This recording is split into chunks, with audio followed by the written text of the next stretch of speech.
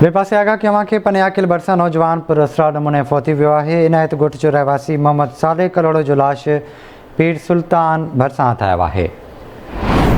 तव्हांखे ॿुधायूं पिया पनियाकिल भरिसां नौजवान पुरअसरार नमूने फौती वियो आहे। इनायत ॻोठ जो रहवासी मोहम्मद सालेह कलोड़ो जो लाश पीर अहमद सुल्तान भरिसां हथायो आहे।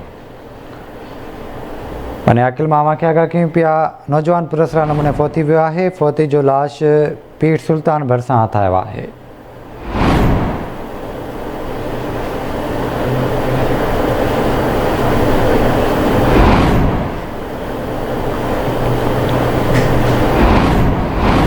राब्तो कयो आहे पनियाकिल में अयाज़ शेख सां। अयाज़ आगाह कजो वाक़े बाबति। जी बिल्कुल पनियाकिल भरिसां नौजवान पुरअसरार नमूने फौत थियो आहे, जंहिंजो लाश पीर अहमद सुल्तान भरिसां ज़मीन मां ठाहियो आहे। जंहिंखां पोइ सदस्य वारसनि खे इतलाह कयो वियो। वारसनि वाक़े वारे हंध ते पहुची नौजवान जो लाश खणाए तालका अस्पताल पनियाकिल पहुचायो, जितां ज़रूरी कार्रवाई बैदि लाश वारसनि हवाले कयो वियो।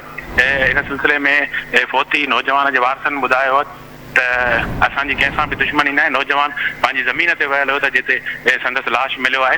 होॾां पुलिस जो चवणु आहे त वाक़े जी जांच करे रहिया आहियूं। इतलाह मिलियो आहे, वधीक मेडिकल रिपोर्ट अचण बाद ख़बर पवंदी। जी ठीकु आहे अयाज़, वॾी महिरबानी अव्हांजी तफ़सील खां आगाह करण लाइ।